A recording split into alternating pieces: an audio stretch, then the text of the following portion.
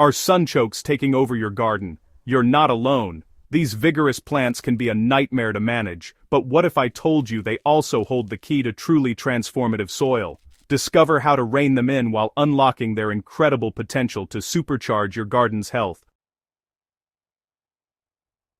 Let me paint you a picture that might feel all too familiar. You planted a few sunchoke tubers in a small corner of your garden 3 years ago, excited about this perennial vegetable that promised easy care harvests and beautiful sunflower-like blooms. Fast forward to today, and those innocent tubers have staged a full-scale invasion. They've marched across your pathways, popped up in your tomato beds, and even made an appearance in what was supposed to be your lettuce patch. Every time you think you've dug them all out, another battalion emerges from the tiniest forgotten tuber fragment left behind in the soil. This aggressive spreading nature is precisely why sunchokes, also known as Jerusalem artichokes, have earned a reputation as the garden bully. Their tuberous roots fragment easily during harvesting or cultivation, and each fragment can regenerate into a vigorous new plant. They grow tall, often reaching 8 to 10 feet, creating shade that can overwhelm neighboring crops. Their root systems spread aggressively, competing with other plants for water and nutrients. For many gardeners, the sunchoke experiment quickly becomes a cautionary tale about introducing vigorous perennials without a solid management plan. But here's where the story takes an unexpected turn. What if this supposed garden menace is actually performing underground alchemy that could revolutionize your soil health? What if the very characteristics that make sunchokes so difficult to control are the same ones that give them extraordinary soil-building powers? The question isn't whether sunchokes are powerful, it's whether we can harness that power while keeping them from staging a complete garden coup. After years of battling uncontained sunchokes, I've developed a containment strategy that actually works, and I want to share every detail with you. The key isn't trying to eliminate these plants but rather creating intentional boundaries that respect both their vigor and your garden's organization.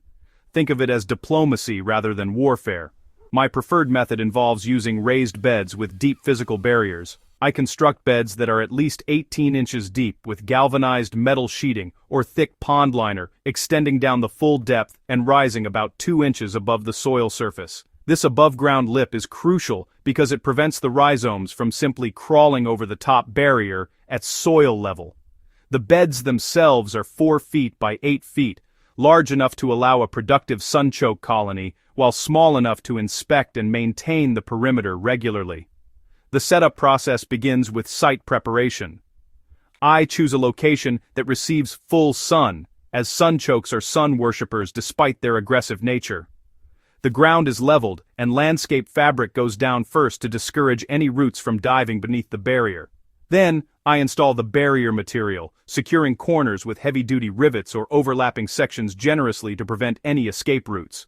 Once the containment structure is in place, I fill it with a rich soil mixture that includes plenty of compost and aged manure, giving these hungry plants the nutrients they crave. What I've observed over 2 growing seasons with this method is genuinely promising. The sunchokes remain completely contained within their designated beds, with 0 escapees appearing in surrounding areas.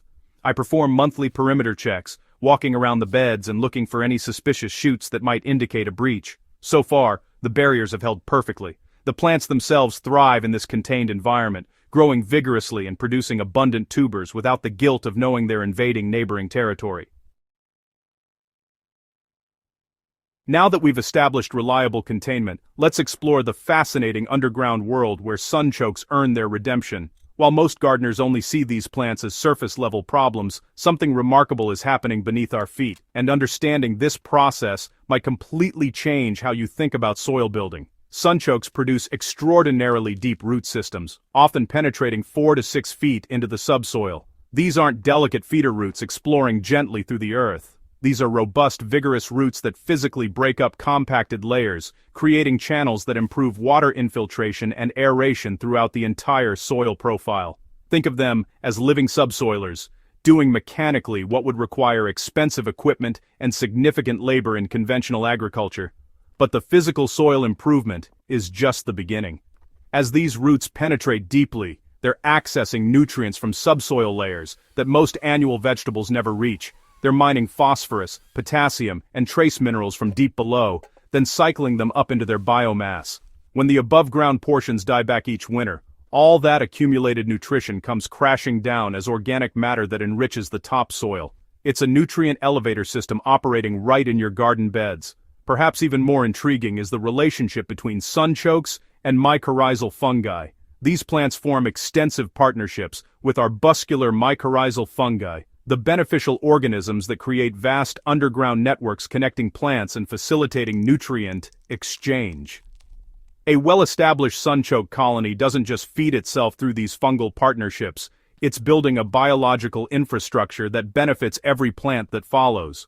When you eventually rotate those beds to other crops, you're planting into soil that's been colonized by an established robust fungal network ready to support whatever you grow next. Theory is compelling, but let's talk about what's actually happening in my contained sunchoke beds after 2 full growing seasons. The transformation has been nothing short of remarkable, and the evidence is both visible and measurable. When I initially filled these beds, the soil was good, quality, garden soil, fluffy and well-amended but fairly typical of what you'd find in any well-maintained garden.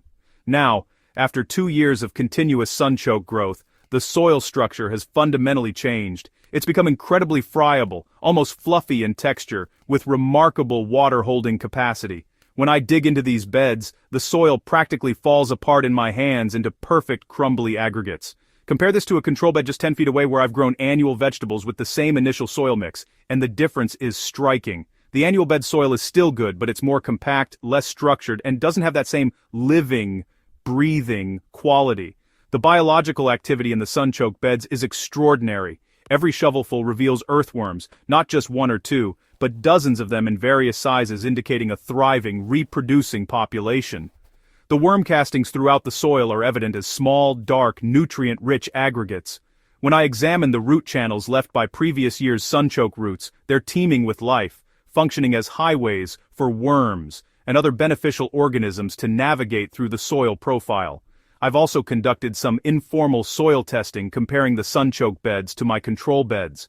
Organic matter content in the sunchoke beds has increased from approximately 4% to nearly 7%, a substantial jump in just 2 years. Soil pH has stabilized beautifully in the ideal range, and the cation exchange capacity, which measures the soil's ability to hold and exchange nutrients, has improved measurably. I'm planning more rigorous testing this spring, including sending samples to a professional lab for comprehensive analysis, but even these preliminary observations tell a compelling story. After 2 years of managing contained sunchokes and monitoring their soil-building magic, I'm convinced we've been looking at these plants all wrong. They're not garden problems that need solving, they're soil-building powerhouses that need proper management. The dual benefit of controlled growth combined with extraordinary soil improvement positions, sunchokes is potentially one of the most valuable perennial crops you can integrate into a long-term garden strategy. Imagine designing your garden with intentional sunchoke beds that serve as soil regeneration stations. You might dedicate certain areas to 2 or 3 year sunchoke rotations specifically to rehabilitate tired soil or break up compaction before transitioning those beds to more demanding crops. The contained beds become soil-building nurseries where you're actively cultivating not just food, but the very foundation of future garden success. For those of you dealing with challenging soil conditions, whether it's heavy clay that drains poorly or sandy soil that holds nothing, managed sunchokes could be your secret weapon. Their aggressive root systems and prolific biomass production address both problems effectively while providing a harvest of delicious, nutritious tubers. It's regenerative gardening in action, where every element serves multiple purposes and the system becomes stronger over time. I encourage you to reconsider any sunchokes in your garden, or to consider adding them with proper containment from the start. Start small with a single contained bed, monitor the soil changes season by season, and let your observations guide your expansion. Share your soil testing results, your containment successes or challenges, and your harvest experiences with our community. If you found this deep dive into sunchoke management and soil magic valuable, please subscribe to the Living Soil Lab. We're building a community of gardeners who look beyond conventional wisdom to discover regenerative practices that create abundant, resilient gardens. Hit that subscribe button, share this video with fellow gardeners who might be struggling with sunchoke management, and let's continue exploring the fascinating connections between plants and soil health. Together, we're not just growing gardens, we're cultivating living soil that will sustain abundance for years to come.